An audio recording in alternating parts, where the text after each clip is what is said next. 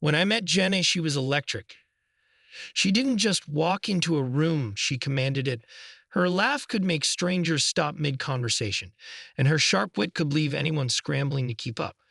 She wasn't just beautiful, she was magnetic, the kind of person who drew everyone in without even trying. I wasn't immune to it. If anything, I was her biggest fan, captivated by the energy she brought into my life. When we got married, I thought I'd finally found my forever. I envisioned us as this unstoppable duo. Me, the steady anchor, and her, the whirlwind of excitement. And for a while, it worked. Our differences complemented each other, balancing out our individual flaws. But somewhere along the way, that balance shifted. At first, I didn't notice the cracks. They were subtle. Jenna had always been flirtatious. It was part of her charm. She could light up a conversation with anyone, and I'd always admired that. But over time, what once felt harmless began to sting.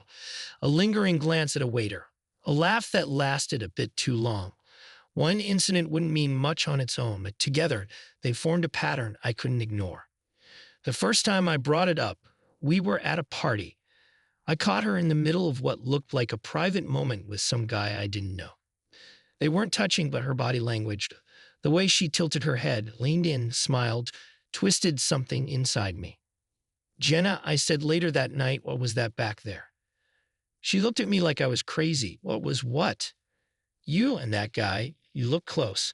She rolled her eyes. "Oh, please, don't be ridiculous. He's just a friend." Just a friend. That became her go-to defense every time her behavior crossed a line, and every time I backed down, convinced I was being overly sensitive. But the feeling didn't go away. It lingered, gnawed at me, made me question myself. Worse than the flirting was the way Jenna handled it, like it was my problem, not hers. She'd laugh off my concerns, turn them into jokes. "Oh, Ethan, you're so sensitive," she'd say, shaking her head. "It's cute, really." Cute? That word hit like a slap. My discomfort wasn't cute, it was real. It was eating away at the foundation of our marriage, and no matter how many times I tried to explain that, she never took it seriously. Eventually, I started questioning myself. Maybe I was the problem, maybe she was right. Maybe I was just too insecure. But even if that was true, where did that leave me? I didn't want to be the guy who policed his wife's behavior. That's not the kind of marriage I wanted. But I also didn't want to feel like an afterthought, like I was constantly fighting for her attention while she gave the best parts of herself to strangers. The turning point came about a year after these feelings began. We were at another party, another one of those upscale, over-the-top events Jenna loved. She was in her element, flitting from conversation to conversation while I hung back, nursing a drink and trying not to feel like a spectator in my own life. That's when I saw her, across the room, laughing at something another man said. I didn't recognize him. Tall, sharp suit, confident. What mattered was the way she looked at him, like he was the most interesting person in the world, like she was giving him a piece of herself I hadn't seen in years. Later, as we drove home, I tried one more time.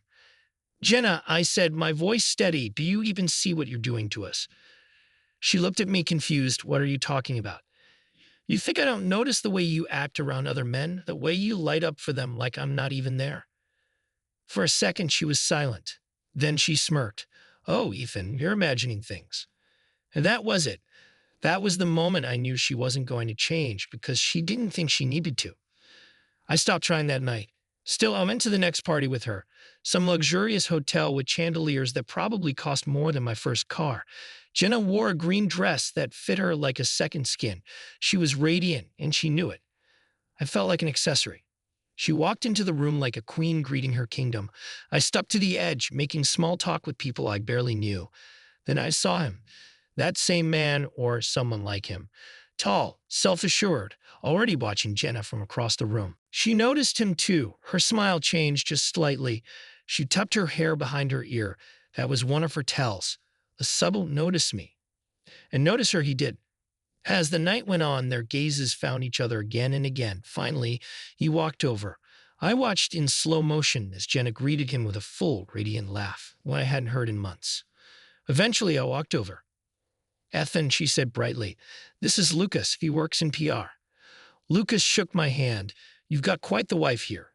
Been telling me all about your business ventures. Impressive stuff." I forced a smile. "Thanks." Jenna chimed in. Lucas has some ideas for expanding your client base. You two should talk. I nodded. Maybe later. I was hoping to steal you away for a bit, Jenna. We haven't had a chance to catch up. Her smile wavered, of course. As we walked away, I leaned in. You think I don't see you eyeing him from across the room? She stopped, turned to me with that same smirk. Then watch closely, she said, because I'm about to give him a show. I stared at her stunned. I expected denial. I expected her to brush it off. But that was something new. I leaned in cold and quiet, and I'm about to give you a reality check. I'm gone before the music stops. She laughed. You're not going anywhere. But this time, she was wrong. For the rest of the night, I watched her from a distance. Saw the way she lit up for strangers, how easy it was for her to move on while I stood still. By the time we got home, I already knew what I had to do. She went straight to the kitchen, poured herself a glass of wine, and scrolled through her phone like nothing had happened. You really don't care, do you? I asked from the doorway. She looked up. Care about what? About us? About what you've done to this marriage. Ethan, you're being dramatic, I talked to a guide. Big deal. It's not just about tonight, it's about everything. The way you make me feel invisible, like kind of the last thing on your mind. She rolled her eyes. Why can't you just let it go? Because I'm done letting it go, I snapped. I've let it go 100 times. I've swallowed my pride. I've tried to make this work. But you don't care. You never have. That's not fair, she shot back. I've done plenty for this marriage. Like what? I asked, voice low. Because all I see is everything I gave and everything you took. She crossed her arms. Maybe this marriage was a mistake. Her words hit like a punch, but instead of shattering me, they clarified everything. Maybe you're right, I said, but I won't keep making the same mistake. I walked to the bedroom, packed a bag, essentials only. She stood in the doorway. What are you doing? I'm leaving. You're not serious. I've never been more serious. She tried to laugh it off. Then she panicked. Ethan, come on. This is ridiculous. No, I said, what's ridiculous is how long I stayed. And then I left. That night, I didn't feel anger, just a bittersweet relief. She started texting immediately, first annoyance, then pleading, then rage, then desperation. I miss you. Please come home. We can fix this. But I didn't reply. She wasn't apologizing. She was trying to regain control, just like always. A week later, a friend called. I ran into Jenna. She says she doesn't understand why you left. Out of nowhere, I laughed bitterly. Yeah, I told her Ethan's been dealing with this a long time. She didn't want to hear it. Of course she didn't. She kept texting, late at night, emotional, desperate. But I never responded. Not out of cruelty, but because I'd finally found peace.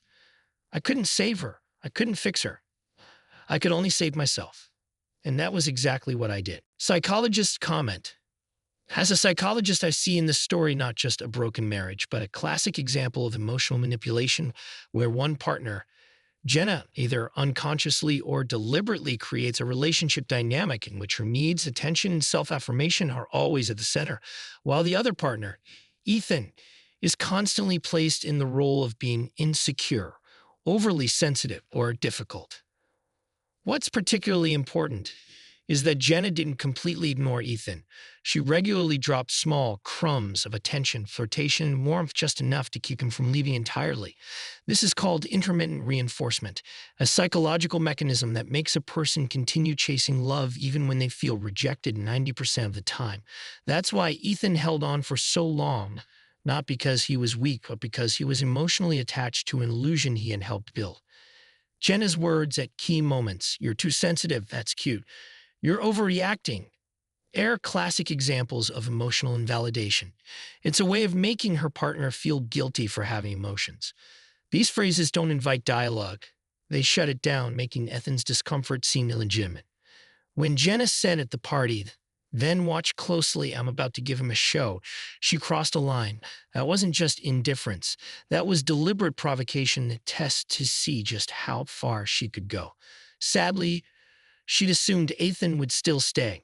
Beliefs like that form when one partner has spent years forgiving, tolerating, withdrawing into themselves, but never actually leaving. What's important is that Ethan's final decision to walk away wasn't an act of rebellion or impulse. It was the result of deep emotional exhaustion.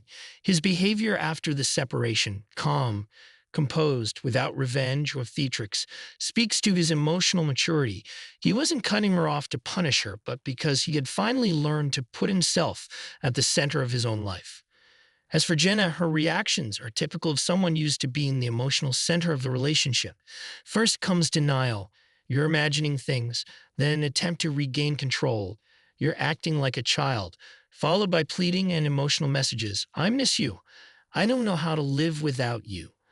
But even then, none of her messages contain the words, I understand that I hurt you, which points to underdeveloped empathy. Conclusion. This story isn't just about a failed marriage. It's a clear example of how someone can be outwardly successful and charismatic, but emotionally immature and incapable of genuine intimacy, and how another person, once they begin to hear and respect their own feelings, can leave a toxic dynamic not with drama, but with quiet strength, preserving their self worth.